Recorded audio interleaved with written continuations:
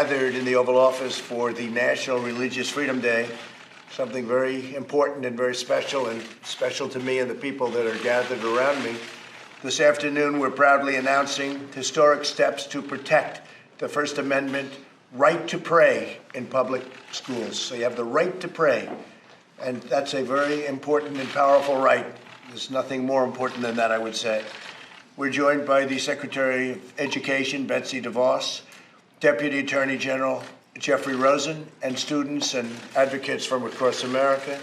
And advocates they were. They've been calling and writing by the thousands, and you're representing that large group of people. In a sacred principle of our republic that government must never stand between the people and God. Yet in public schools around the country, authorities are stopping students and teachers from praying, sharing their faith, or following their religious beliefs. It is totally unacceptable. You see it on the football field. You see it so many times where they're stopped from praying, and we are doing something to stop that. Tragically, there is a growing totalitarian impulse on the far left that seeks to punish, restrict, and even prohibit religious expression. Something that, if you go back 10 years or 15 years or 20 years, it was unthought of that a thing like that could even happen, that anybody would even think of something like that happening.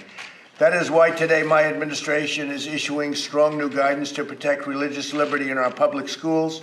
The right of students and teachers to freely exercise their faith will always be protected, including the right to pray. So we call this the right to pray. Is that a good idea? Good, right? You like that, right?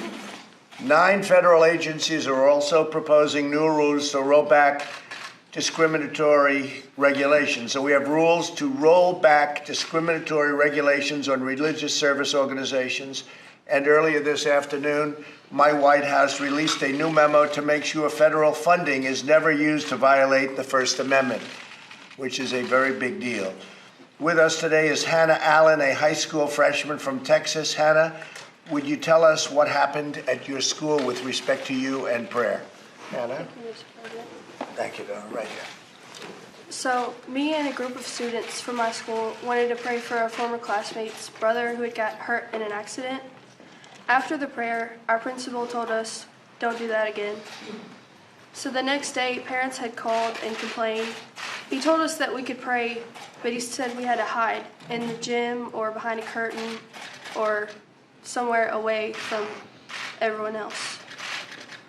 And I know that if this can happen in a small town in Texas, it can happen anywhere across America. And that's not right.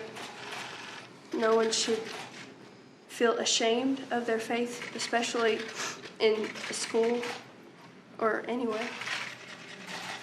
Well, what ultimately happened? How was that resolved?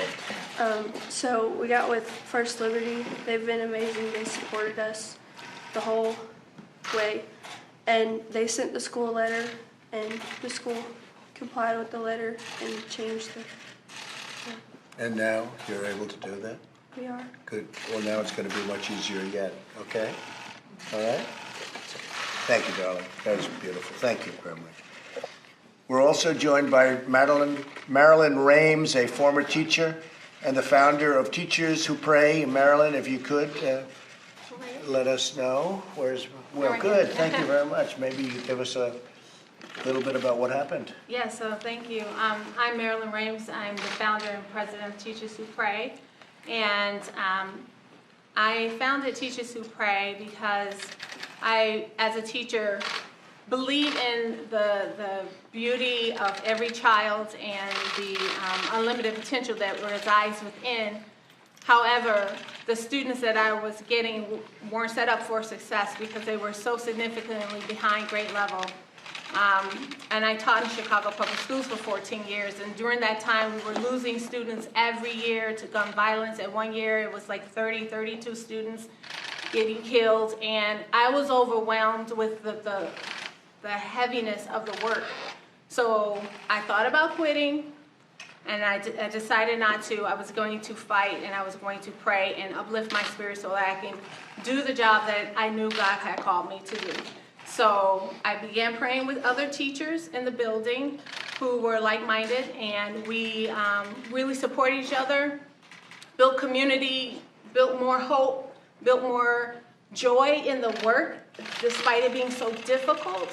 And we grew. Like right now, there's over 150 chapters of Teachers Who Pray, because teachers need that spiritual support and guidance. And today, I believe is super important, because there is a myth out there that what Teachers Who Pray does and other organizations do for teachers, spiritual wealth is not legal, and it absolutely is. And I'm here to tell teachers that we need to pray. If you're of faith, we need to pray. We need to buckle up and just do what we have to do for our kids, because they need us and they're depending on us. And if we're not strong, we can't make them strong. So that's why I'm here. That was really beautifully said. Thank you very much. That's beautiful. Thanks, Meryl. So while I'm president, which will be hopefully for 5 years, and I don't know, maybe we'll work on, with the media, we'll work on a major extension of that, right? But we will not let anyone push God from the public square. We will uphold religious liberty for all. And I want to thank you all, and God bless you all for being here. It's a great time in our country. We're doing things that nobody thought were possible. I'd like to ask, if I might, Secretary DeVos and Deputy Attorney General Rosen to say a few words about our actions, if you don't mind. Please. Thank you, Mr. President. Go ahead, Betsy, please. Thank you for your leadership, your courage, and your friendship to people of faith, especially our nation's children. Too many misinterpret a separation of church and state as an invitation for government to separate people from their faith. In reality, our Constitution doesn't exist to protect us from religion. It exists to protect religion from government.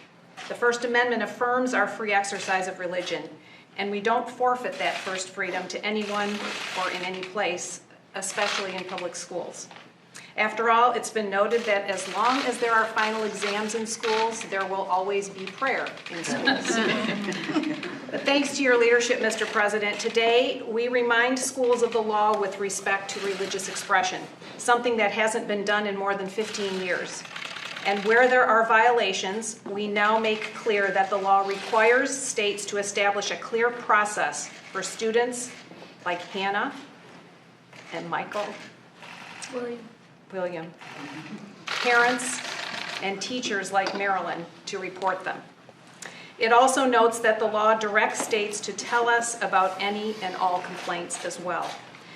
This administration and you is and always will be committed to ensuring all believers have the freedom to learn, to pursue our passions, to use our talents, and to live in accordance with the unique purpose that God has called us each to do.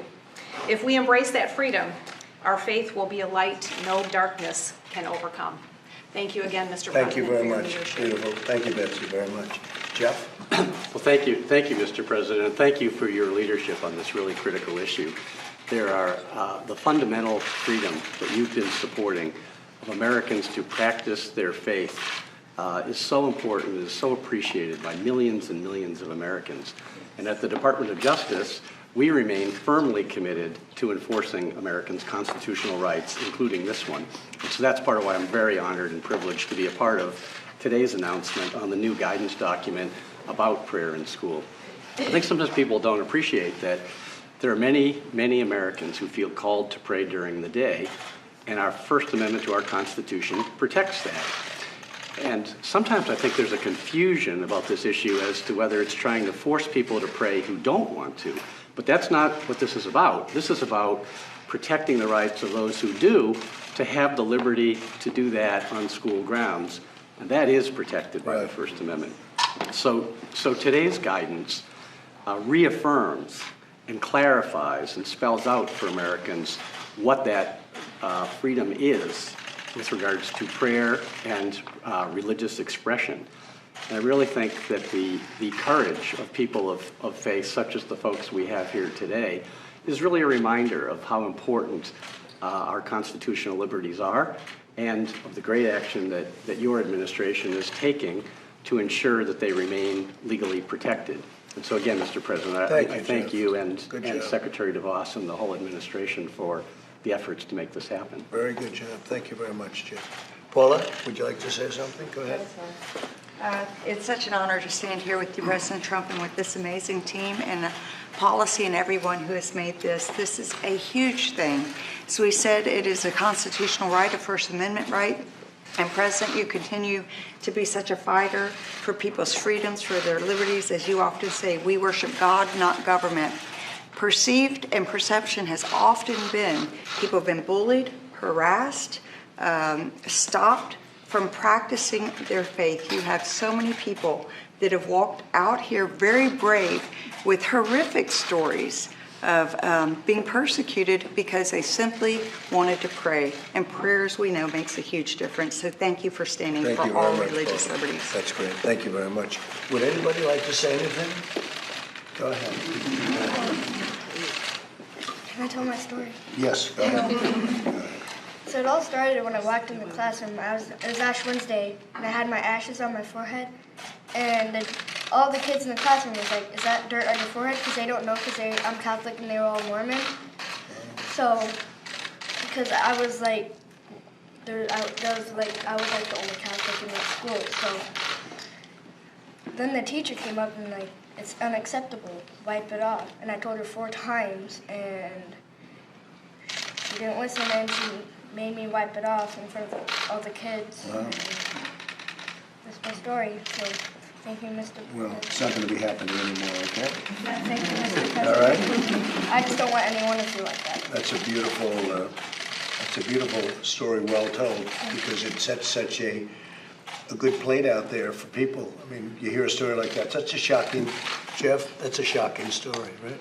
You were the only Catholic in the school, Well, I think there's one more. but they didn't have any idea what was, and the teacher did not treat you properly. Right? Okay. We're changing that, okay? Great job. That was beautiful. Come here. Put it on there. Anybody over here? Anybody? Sure. Mr. President, thank you so much for the opportunity to be in the Oval Office. So much history has taken place here. It's surreal. Thank you, sir. My name is Chase Windebank. I started a small group of students praying in high school during a free period, and by my senior year, it had grown to a community of 90 students, and it was so encouraging. But later in the senior year, the administration wound up banning us from praying during school hours, not even during lunch. And so I remember thinking I didn't want to file a lawsuit at all, but after many meetings unsuccessful with the administration, I wound up realizing it was the only way to secure future students' rights to pray. And so thank you, sir, that now I get to have the opportunity to tell students to live out their faith in big and small ways in the future. And you guys are making sure that the founding fathers are living on in our nation. So thank you, sir, very much. Thank you very much. Thank you, It's sir. very nice. Yes. I pray 5 times a day. Oh, my name is Milwaukee Jazz. I pray 5 times a day, and I had to pray at lunch.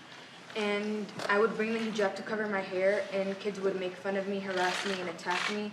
And I would tell the principal, and the principal actually blamed everything on me. At the end, me and my mom complained so many times, and I didn't have a good education at the end. So, yeah, everything was blamed on me.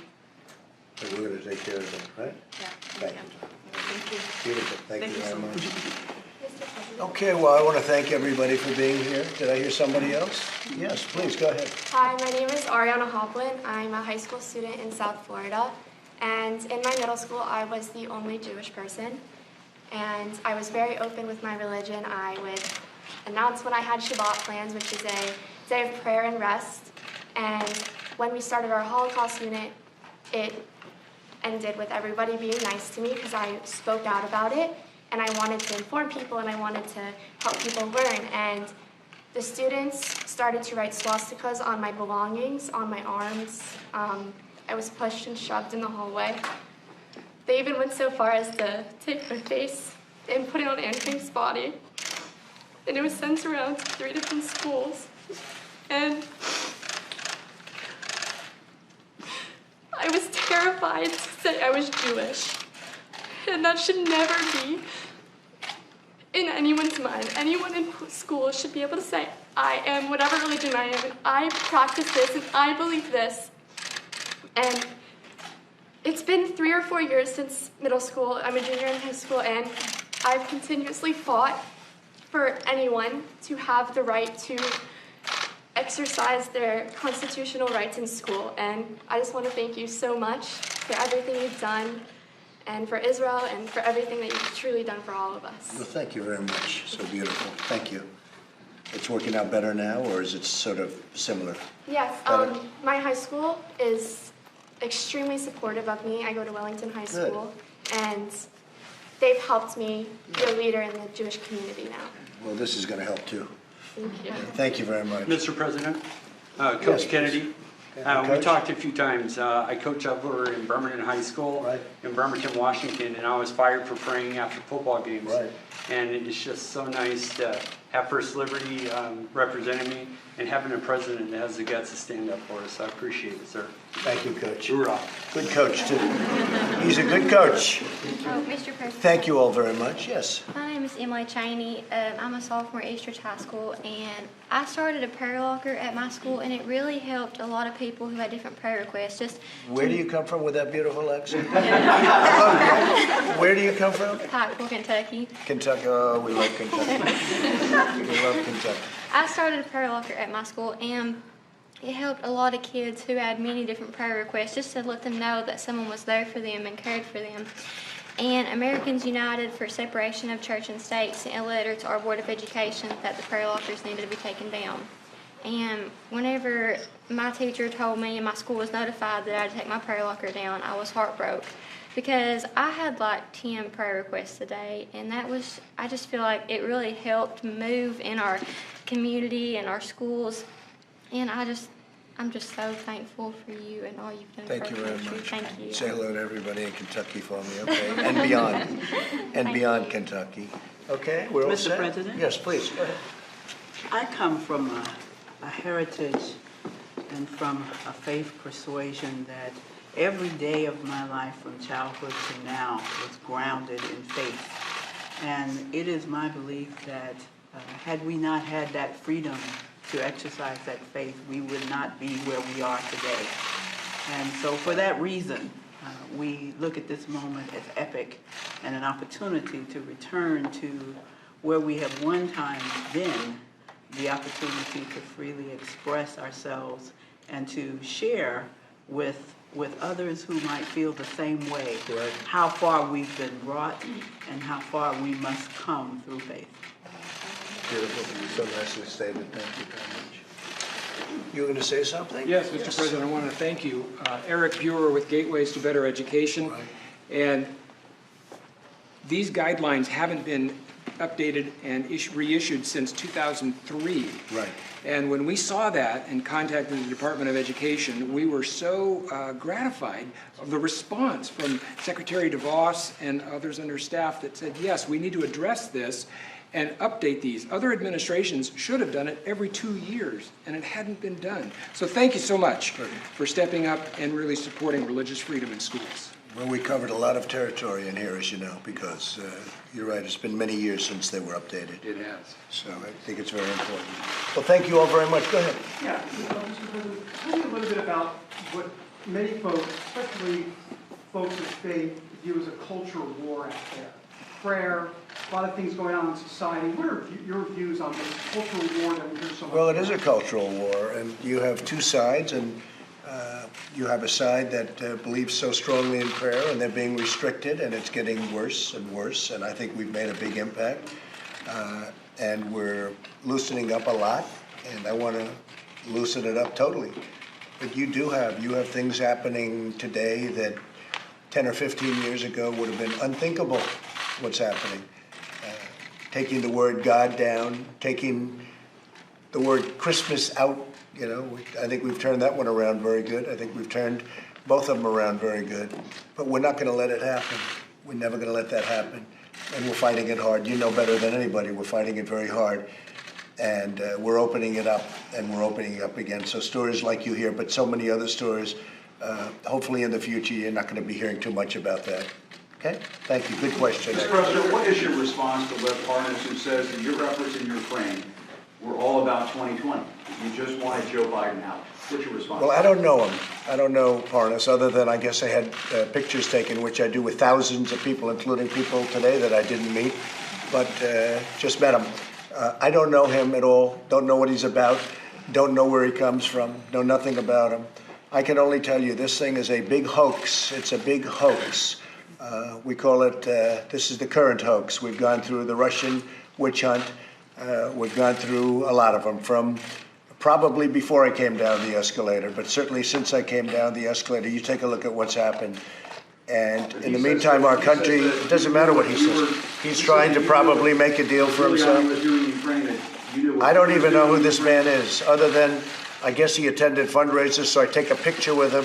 I'm in a room, I take pictures with people. I take thousands and thousands of pictures with people all the time, thousands during the course of a year. And oftentimes I'll be taking a picture with somebody, I'll say, I wonder what newspaper that one's going to appear in. No, I don't know him. Perhaps he's a fine man, perhaps he's not. I know nothing about him. But I can tell you this. I don't know him. I don't believe I've ever spoken to him. I don't believe I've ever spoken to him. I meet thousands of people. I meet thousands and thousands of people as president. I take thousands of pictures. And I do it openly, and I do it gladly. And then if I have a picture where I'm standing with somebody at a fundraiser, like I believe I saw a picture with this man, but I don't know him. I had never had a conversation that I remember with him.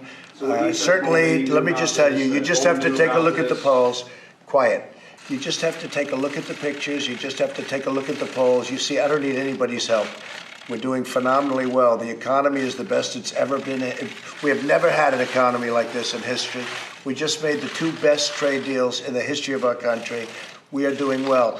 I don't need the help of a man that I never met before, other than perhaps taking a picture at a fundraiser or something, if that's where it was taken. Are you still going to Davos? And if you are, what's the message you want to send? I will probably be going to Davos. I've been invited. We have tremendous world leaders, and we also have the great business leaders, and we want those business leaders all to come to the United States. Some of the businesses left the United States because they were disgusted with what happened, and now they're all coming back. We are booming. Our country's the hottest country anywhere in the world. There's nothing even close. Every world leader sees me, they say, what have you done? This is the most incredible thing that we've ever seen. I understand the stock market today broke 29,000. When I came in, it was a fraction of that. It was a number that frankly would have gone, and it would have been cut in half had the other person or the other party won. The number would have been cut in half. We are doing so well, and I want to get more. We have tremendous room for growth in our country in terms of the economy. We have tremendous, powerful room for growth. So I'm going to be going to Davos. I'll be meeting the biggest business leaders in the world, getting them to come here. I'll also be meeting with foreign leaders, okay? Mr. President, you've been talking about prayer and faith today. What's your message to the millions of Catholics in the United States? Why should they vote for you in the upcoming election? Well, I have a great relationship with Catholics. I've done so much for Catholics. You take a look at the abortion issue. You take a look at many of the issues, Mexico City. You take a look at so many of the different issues. My relationship with Catholics and the Catholic Church has been very, very good, as you know very well. Yes, Jeff, go ahead. Mr. President, Rudy Giuliani wrote a letter to Zelensky requesting a private meeting, and he said it was in his capacity as private counsel to President Donald J. Trump. This was before the inauguration. Did you authorize him to write that letter, and what was your understanding of what the meeting was supposed to be about? Well, I don't know anything about the letter, but certainly Rudy is one of the great crime fighters in the history of our country. He's certainly probably the best over the last 50 years. He was also the greatest mayor in the history of the city of New York. I think Rudy was truly an outstanding mayor. It's an example, his endorsement of Bloomberg got Bloomberg elected. He wouldn't have even been mayor. But Rudy was the greatest crime fighter, and Rudy is somebody that, frankly, having him on my side was a great honor for me, and it has been a great honor for me. Rudy Giuliani did a phenomenal job over a long period of time in fighting crime. And frankly, he's a very legitimate guy, a very straight shooter. I didn't know about a specific letter, but if he wrote a letter, it wouldn't have been a big deal. Rudy was always it was very important to Rudy that I be a great president, and that's okay with me. It was very important to a lot of people because our country was going to hell, and now our country's on a path that we haven't seen in decades and decades. We've never done better. Go ahead. With No, the not you. Go ahead. With the trial starting next week, what's your view on how long it should take? Well, I think it should go very quickly. It's a hoax. It's a hoax. Everybody knows that. It's a complete hoax. The whole thing with Ukraine. So you have a perfect phone call. This is a call, fortunate, it was actually 2 phone calls. You people don't report that. There were 2 calls. They were both perfect calls. In fact, probably among the nicest calls I've ever made to foreign leaders. Now, so you have these perfect calls, and everybody says it now. Before they knew they were so good, because fortunately they were transcribed, you had other people saying terrible things about the calls.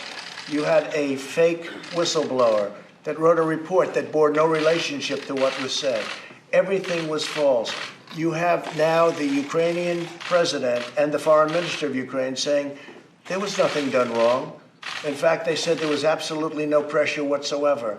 Everything was perfect, and they impeach. It's totally partisan. We had 195 to nothing Republican votes. I guess we got a Democrat actually came over to the Republican side. We had 195 to nothing. This is a hoax. It's a shame. I did the biggest deal ever done in the history of our country yesterday in terms of trade, and probably other things too, if you think about it, the deal with China. And that was the second story to a total hoax. Today we just had passed the USMCA. It's going to take the place of NAFTA, which was a terrible deal. And the USMCA will probably be second to this witch hunt hoax, which hopefully everyone knows is not going anywhere. There was nothing done wrong. This was a perfect phone call. Think of it. The President of the United States, who's led the greatest growth, the greatest economic revival of any country anywhere in the world, is the United States, as big as it is. We're doing better than any other country by far. Our unemployment numbers are the best they've been in over 50 years. African American, Asian American, Hispanic American, unemployment, the best in the history of our country. And I've got to go through a hoax, a phony hoax, put out by the Democrats so they can try and win an election that hopefully they're not going to win. It was put out for purposes of winning an election. Our country is doing great. Our country has never done better. So they figure the only thing they can do, they failed on the Mueller report. That was a bomb. After 2.5 years, they failed. Now they said, what can we do? And they pick up a phone call that was perfect. But they didn't know it was perfect. They only found out later. They made up a phone call. What they did, look, what they did. You have a corrupt person. He's a corrupt politician named Adam Schiff. And he made up a phone call. He went out. You'll hear about this as you grow older. He went out and he said things that he said quid pro quo 8 times. It was no times. He said, don't call me, I'll call you. That's a mob statement. I never said that. Fortunately, I released the transcript of the call. The transcript was perfectly accurate. And now everybody agrees because it went through a lot and they said, well, could you add one word here? Our lieutenant colonel said, well, I think they added the word. Everyone agrees the transcript is perfecto, done by total professionals, right? But I released that after they had done these fraudulent acts. And you get impeached on this. We have the greatest economy in the history of our country. We have the highest job numbers today. It was just announced. We have more people working in the United States than ever before in the history of our country, almost 160 million people. We're doing an incredible job. And for absolutely no reason, I got impeached. It's a disgrace and it's a hoax. Thank you very much, everybody. Please subscribe. Please subscribe. I love you all. Please just subscribe.